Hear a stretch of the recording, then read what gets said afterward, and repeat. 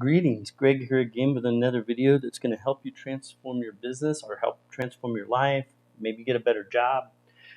This video, I'm going to do something a little bit different because this is going to be a video that's going to help anyone, whether you're an Odoo consultant, a game designer, you just want to get further in business. But learning another language is not easy, but it is very rewarding and can help you in countless ways. Nearly in every country now, there's a desire and a need to communicate with people that don't speak in that native language. If you're in America, that might be learning Spanish because there's a lot of people that come to America that know Spanish. Maybe if you're in Mexico or a lot of countries, learning English, of course, is important. But regardless of the reasons, ChatGPT can help. I'm going to show you some really cool things that I think will blow your mind that it's capable of doing to help you in language learning. I'm going to use Spanish as the example, but you could use this for any language. Please click like, please click subscribe. It really helps my channel. And so we're going to begin right away, just like we always do, with the very first simple prompt that we give ChatGPT to help us learn Spanish. And I just ask it, what are the best Spanish language courses available? And we can see Duolingo, which I'm using right now. To be honest, it's a little pace slow, and I would never just rely on it by itself, but it's good. And then we have Rosetta Stone, Babbel, Pimsleur, Spanish Pod 101. These are all very respected, and it just kind of shows how ChatGPT can give you resources. Now, this video is not really about finding other resources, but using ChatGPT to really help us dig into the language and get real specific. I think you're really going to like this. So stay till the end. I'm going to show you some really cool things about how you can use ChatGPT that just isn't about language, but learning how to construct prompts that can get ChatGPT to do a lot of things. So let's look at another prompt that I came up with here. I said, I would like you to provide me a custom lesson in Spanish as a very basic beginner. It's a simple prompt. The thing it did here was notice how it gave me these instructions in Spanish. And so what I did was I stopped it and I said, I don't know Spanish. Please do not give the instructions to the lesson in Spanish, as I can't read that. And of course it listened to me and gave me the instructions in English, along with these very basic greetings that would be like one of the first things to learn, some phrases that you would respond, and then it gives some words and phrases to talk about yourself. And all of this, if you know a little bit of Spanish, if you've done any basic language learning, this really is just like right out of kind of the first lessons of Spanish. What's brilliant about ChatGPT is you can ask it to keep giving you more and more of these kinds of prompts to help you progress through your language learning. And as we go on through this, you're going to see that I get really specific and helps me personally work on the areas of the language that I need to learn. So we're going to go down a little bit more here. And I said, give me a basic writing practice example. So this would be an example where I'm just asking it to give me some ideas on some practice problems for writing. And this is really simple. It just says write a short paragraph about yourself in Spanish. Start with your name and where you're from, and include a few details about yourself. And it gives this basic example that if you don't know, at least probably an intermediate level of Spanish, you might not be able to read all of it really well, but you'll notice it gives a translation right after it, and it tells us to check our spelling and grammar and all that.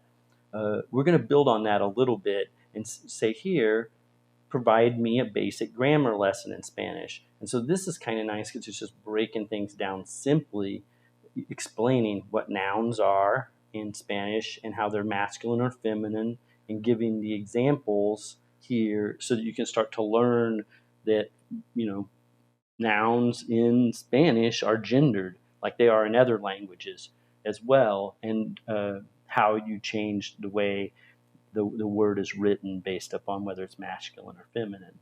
And then verbs, it has here, describes what verbs are and gives us some basics. So this is all just really basic, and we're going to get into a lot more fun stuff here, but this is kind of like the foundations for what you're going to be asking ChatGPT to help you work through basic grammar and the basic starting points.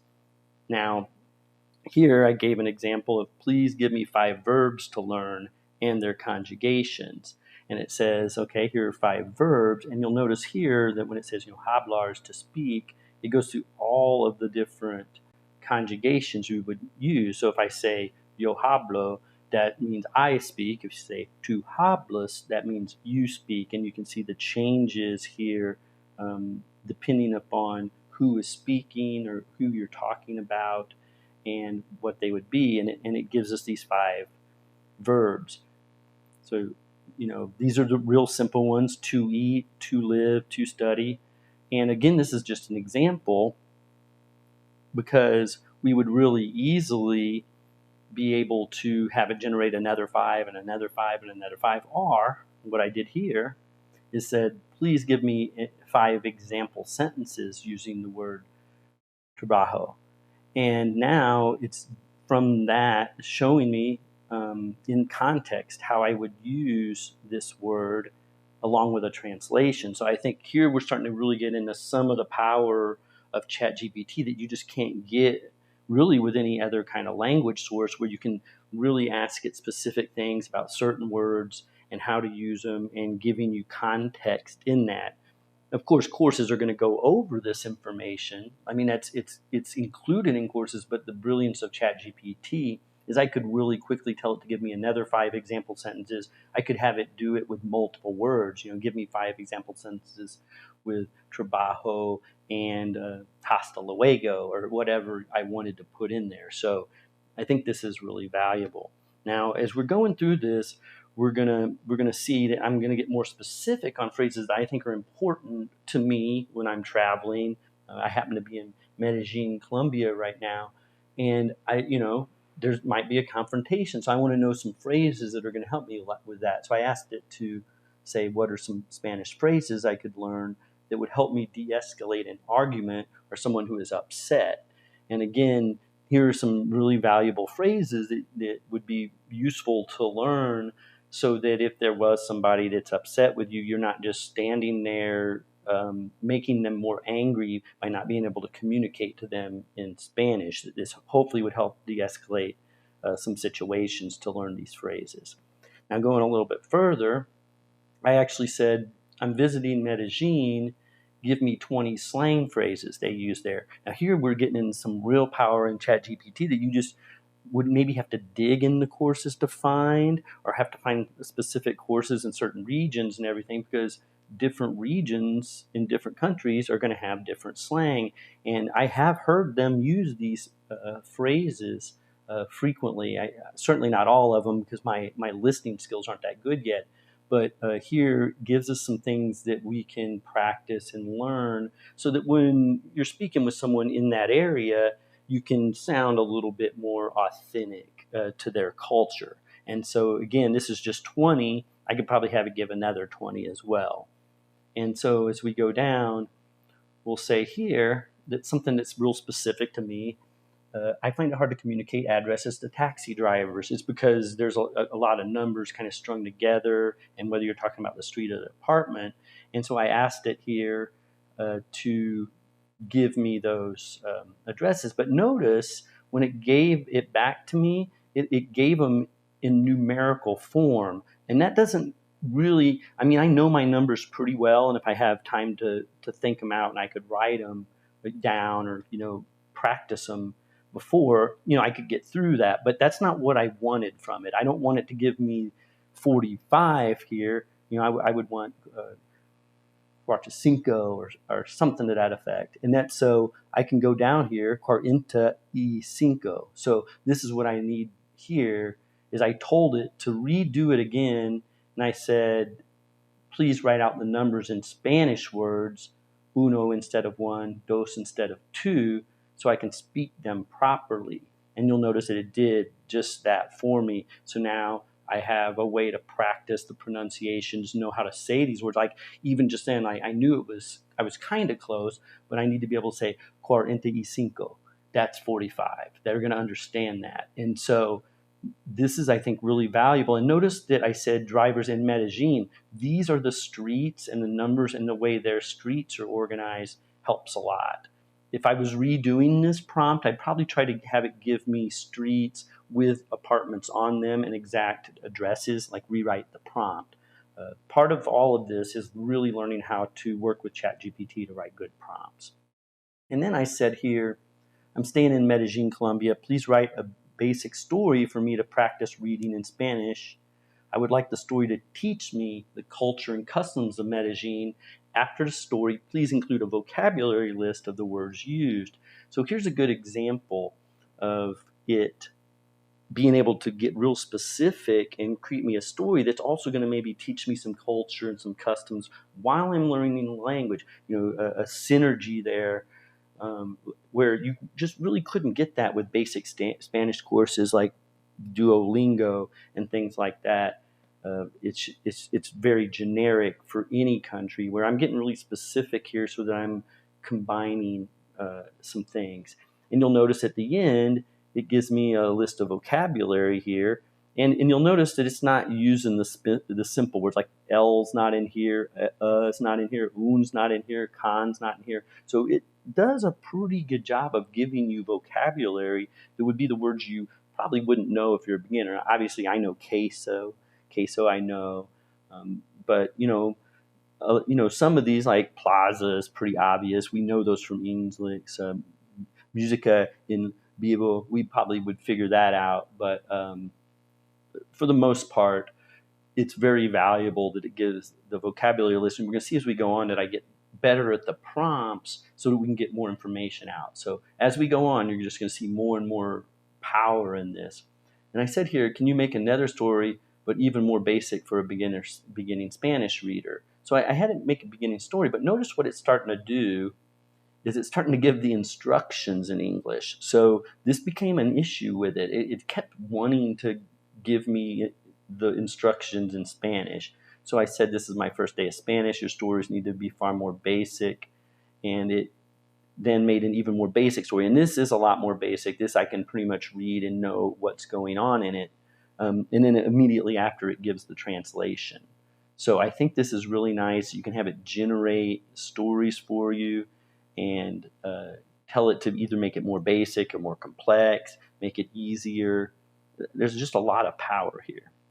Now, if we go a little bit further down, I wanted to show how it can do a dialogue.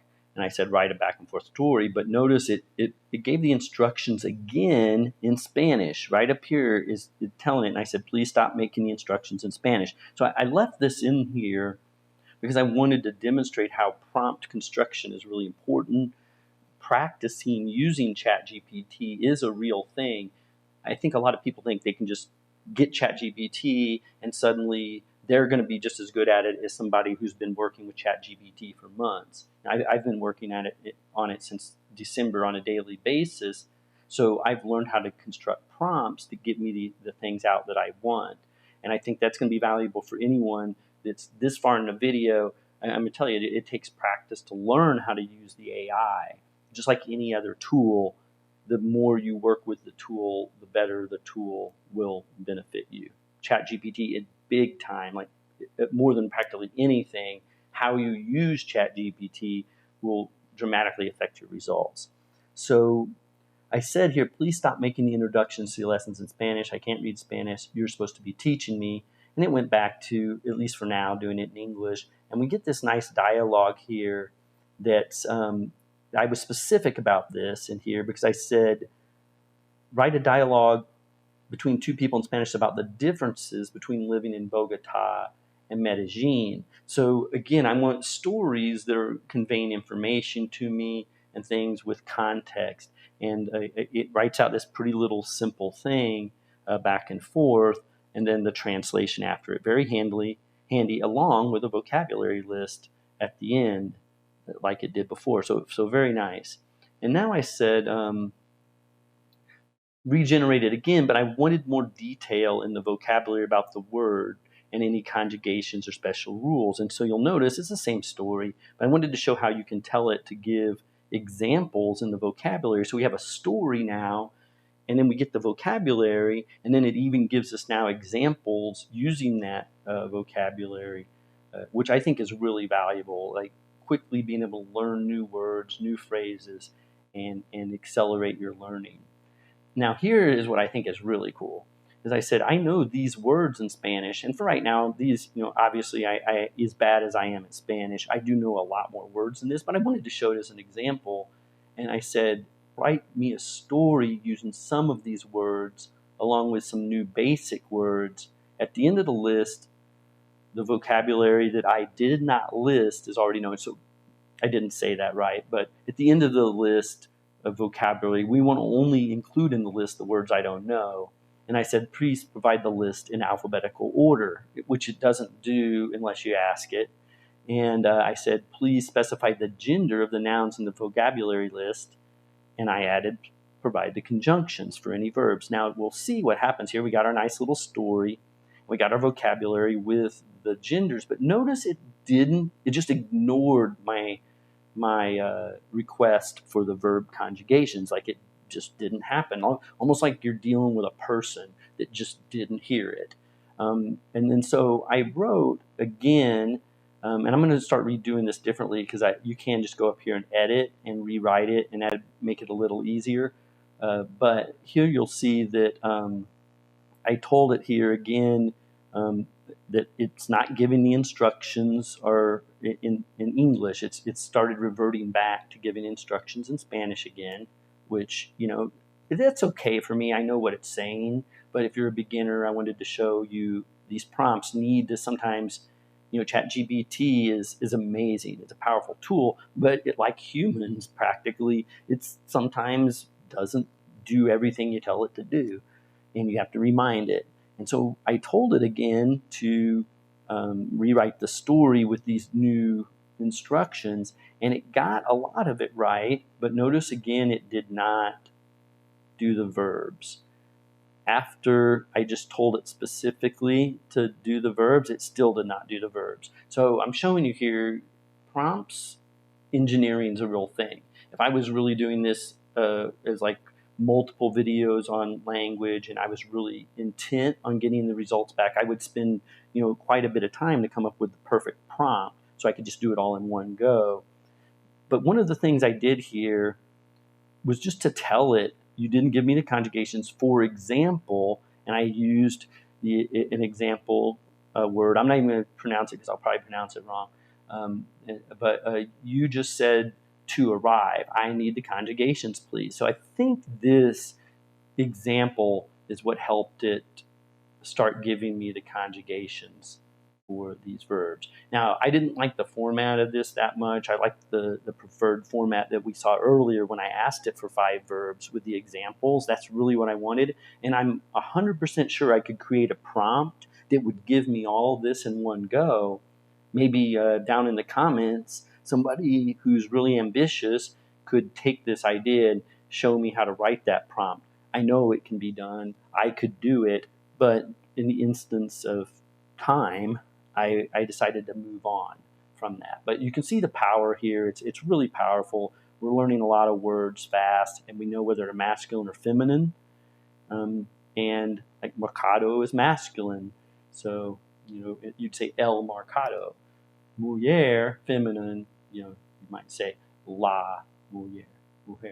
So again, I'm probably not pronouncing everything right, but you can see the power here. Now, if we go a little bit further, I decided to push it a little further. Please give me a basic story in Spanish along with 3 questions with multiple choice answers to test my comprehension. Now we're like really making it do some things where it gives us a story, but now it'll actually test us on that story, just like you would in a class.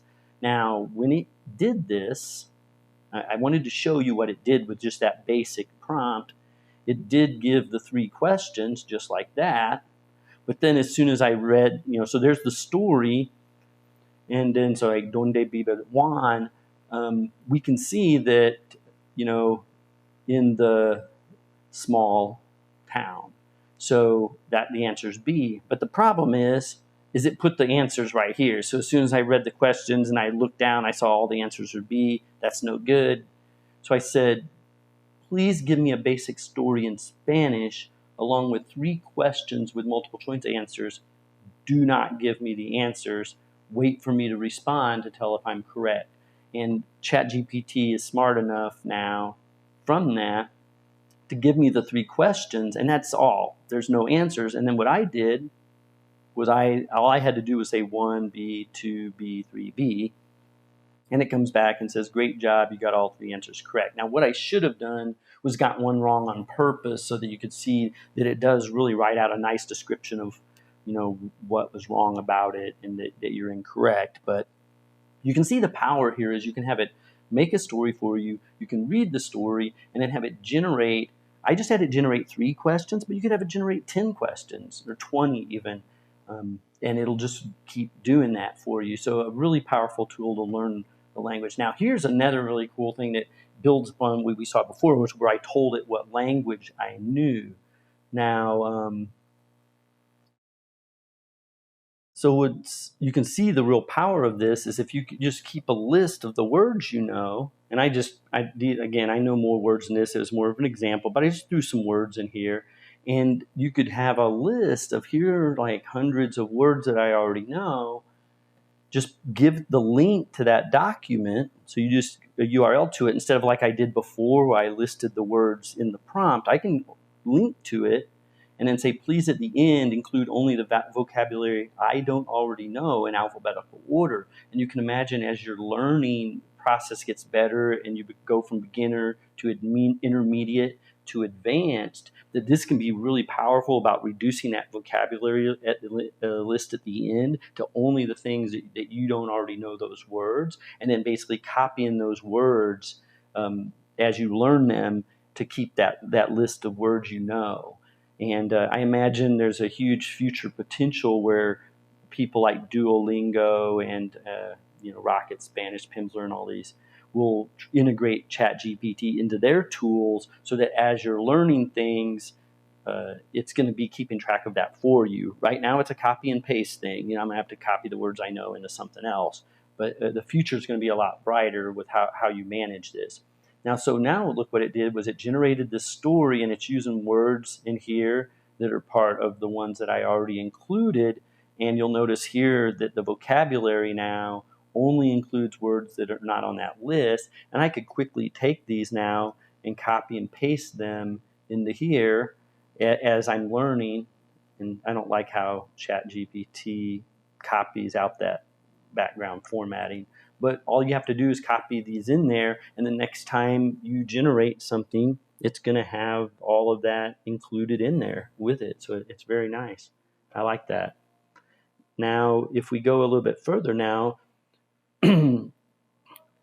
I wrote in here a sentence that I wrote, and I didn't even try to get it right. Like I intentionally just kind of threw it together. And what I didn't like about this was, again, it's writing the instructions in Spanish. So I just told it to redo it again, and it apologized. And when I did that, it completely forgot what I was trying to do. It just told me basically how to learn Spanish better. So I reconstructed the prompt. So I'm showing you my mistakes because you'll make them too. They're pretty quick to get past. But this was the prompt that works really well. I said, I want you to help correct these sentences for me. And I'm not even going to try to read it off. I really just intentionally almost kind of butchered it a bit and didn't try real hard to make it work. But basically, I'm trying to say I want to learn to study Spanish and improve my vocabulary, and I need help to speak Spanish urgently. And so I butchered it completely, but it rewrote it here of how it should be, I assume pretty close at least. And then it explains why it corrected them, which I think is just really nice. So I can learn that it's just the S was not necessary, as it's not needed to repeat the subject. The spelling was wrong, which I knew that was. I mean, I know how that's spelled. I did that on purpose. And then notice it corrected the verb form here, the adverb, to the right form. So very nice. And then I just said use another thing that's just kind of nice. And I might have kind of covered a little bit this before, but just give me an example of 3 sentences using the word trabajo. And you could use anything sentence you want, but just a really nice way that you can just pick any word, a noun or a verb. And I did kind of do that above as well. But again, I think that's just a really valuable tool. And then I get back to more like really specific things of, Medellin is a relatively safe city, but there are bad people everywhere. What are 20 phrases I should know if I find myself threatened or someone is trying to intimidate me? Again, learning Spanish for a very valuable reason to communicate with people it becomes a safety issue. If someone's angry at you and you're unable to communicate to them in their language, there's a good chance they're just going to get more angry as they're throwing questions at you and things like that. So knowing phrases like this, I consider it a very valuable part of learning the languages when you're traveling. It could be any of these could be really helpful in the right situation. I had at least 20 of them right here. So really, I don't do anything stupid. Just knowing how to say things like that, or I'm calling the police and things like that, might, depending on the context, again, use at your own discretion. Always, and it even says here, I don't need to say it. Remember, if you ever feel safe or unthreatened, it's important to trust your instincts and do whatever you need to do to stay safe. Whatever you need to do to stay safe. So one thing about ChatGPT that I really do like is it does provide context and advice on how to use the information it's given back to you, and it's especially good about that when it concerns safety, health, treating other people well. We'll see an example of that when I ask it to give me some phrases. It's like, use these phrases responsibly. And then this is a little bit out of context, but when I was testing this out, when I wrote this, it told me dial 123 to call the police. And I did not know that. I was assuming, and that was ignorant of me, that in Medellin, that I would call 911. But in Medellin, you call 123. And actually, there's different numbers for every service. They have a different number for fire. They have a different number for ambulance, and they have different numbers for police. It'll tell you those too, but you'll notice it just says here, 123 is the number you're supposed to use in Medellin. Now, I also wrote here, being a gringo in Medellin, you're treated well, but sometimes vendors will single you out and approach you to sell things. Like that in every city. So don't think that it's anything about this city that's wrong at all.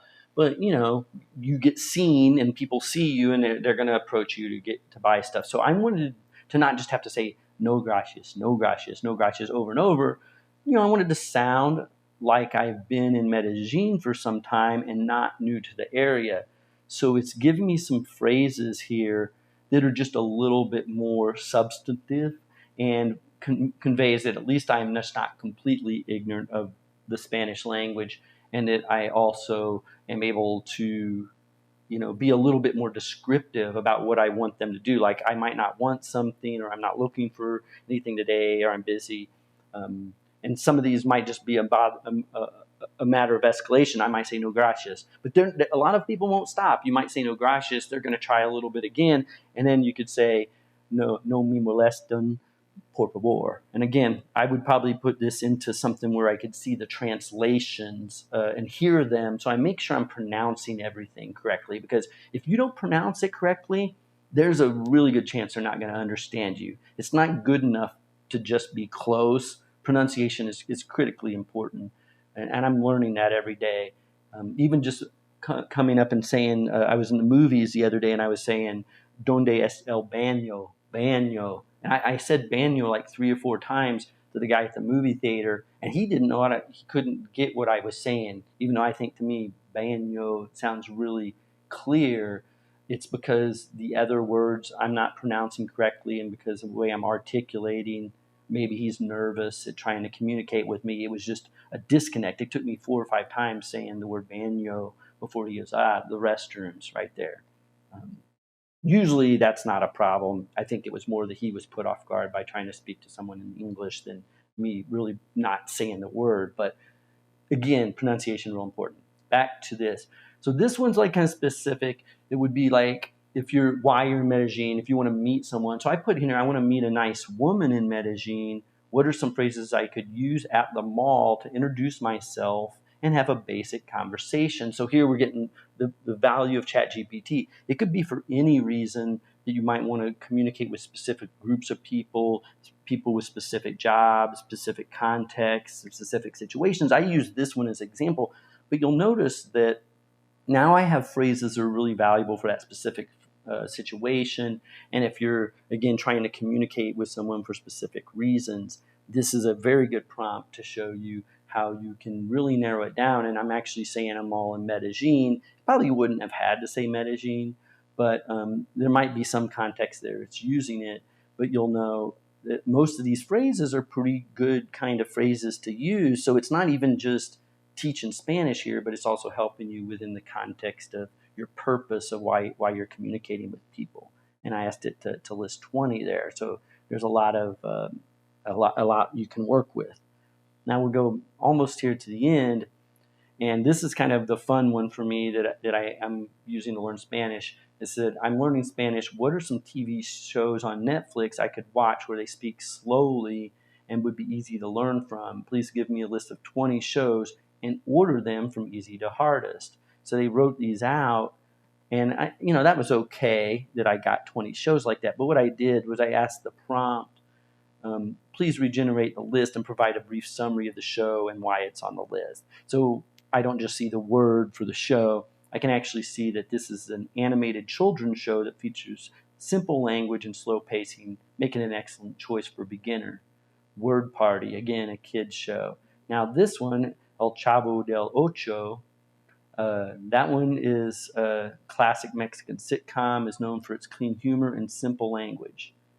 And going on through this, it's because it's putting them in order of difficulty. We'll see as we get down here, like Narcos, which is a really popular series on Netflix. It says this crime drama features more complex language and fast-paced dialogue that is best suited for intermediate and advanced learners. Now, when I first was testing this and I generated this list, I didn't tell it to prioritize. And so Narcos was near the top and said it was easy. But once I told it to prioritize this list, now I can see that maybe I'm not ready for Narcos yet. Maybe I need to start with Puff and Rock. It sounds like a bad drug habit, Puff and Rock. But I think this is just, again, one of the real valuable things about ChatGPT and its ability to give you things to help you learning language. And then now I kind of got it off on the weird track here where I said, give me a list of 20 shows that are not on Netflix, prioritize shows that are intended for Spanish learners, and shows that will be easy for beginners to learn Spanish. And it did here give some perfect examples here of Introduction to Spanish, an educational series that's specifically designed for learners of Spanish. Sitcom designed for Spanish learners. So this was interesting to me. I did not know about this until I found ChatGPT and told it to me. And this is definitely something I'm going to look into, but it was a sitcom that was specifically designed for people to learn Spanish from.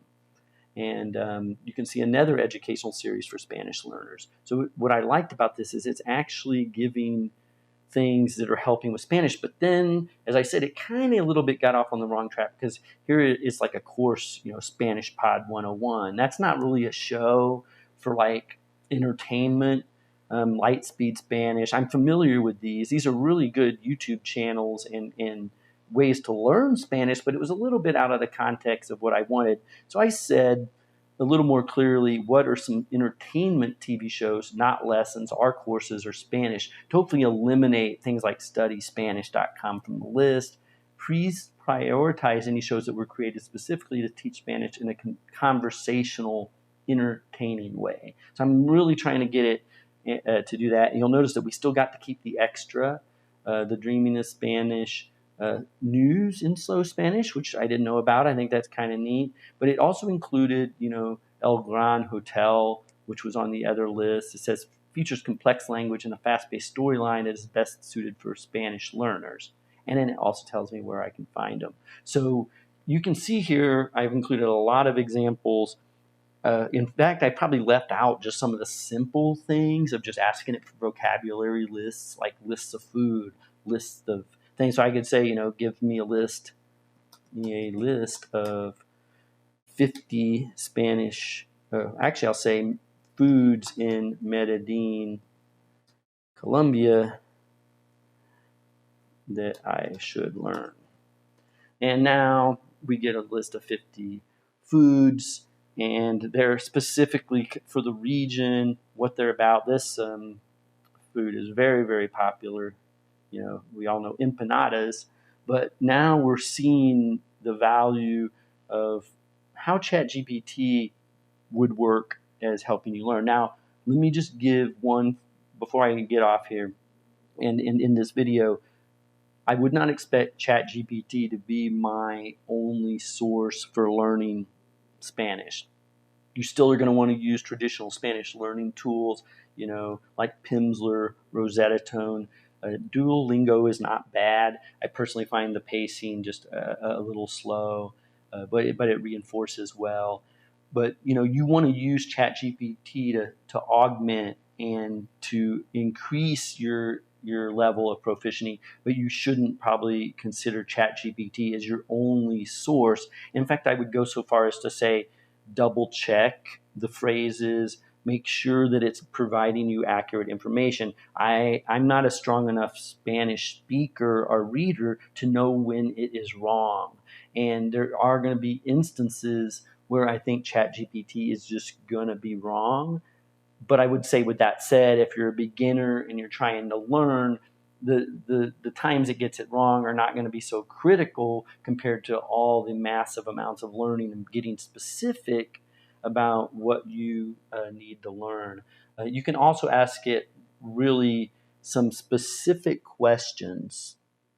This is just before I go on, this is just a ChatGPT general tip. Notice how it stopped at 45 because the response was just a little too long to give 50, but that's not a problem at all. You can just type continue and ChatGPT will literally take up right where it left off and continue on. So you could say 100, you could probably, at some point there'd be a limit, but you can just say continue to get it going. And then for my final example was one that just came up to me today was, I understand that agua is Spanish, or I'm sorry, I think it's feminine. I'm not spelling that right, but it doesn't matter. Yet everyone uses L instead of la. Can you explain? So here's a case of an exception that we have in the language where when you see agua, you think, well, it ends in an A, it's probably feminine, and it is, but yet everyone uses L. And so we'll see why that is. You're correct. Agua is a feminine noun in Spanish. However, it is one of the few exceptions to the language where the masculine article L is used instead of the feminine article la. I hope you like this video. I really hadn't seen anything else like it on YouTube that was really quite as comprehensive about how you can use ChatGPT to learn languages. I'm sure that if you experiment, you'll come up with more. I hope you do. And if you do and you come up with some really cool things, please leave something down in the comments and say, hey, here's another way that you can use ChatGPT to learn Spanish or learn other languages. So many thanks for watching. I hope this is a big help, and I'll see you in the next video.